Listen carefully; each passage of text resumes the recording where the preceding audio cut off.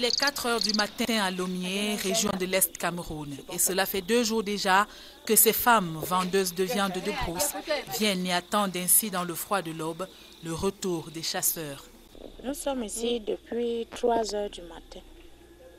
Il faut attendre le gibier.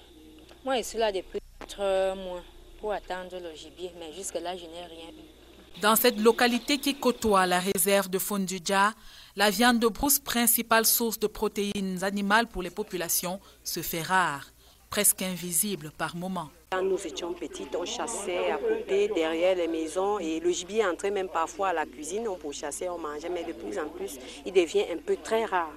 Braconnage, chasse anarchique, autant de fléaux qui concourent avec le temps à la disparition progressive des espèces les plus prisées dans cette zone forestière. Pour limiter les dégâts, l'État, avec le concours d'ONG, à l'instar de celle-ci, s'est engagé à faire la chasse aux chasseurs hors la loi. Il y a une ONG qui nous a approchés pour solliciter de nous la mise sur pied d'un comité pour chercher un site où étaler ou mettre en place un marché pour la viande de brousse. Les chasseurs viendront en toute liberté vendre la viande conformément à la loi.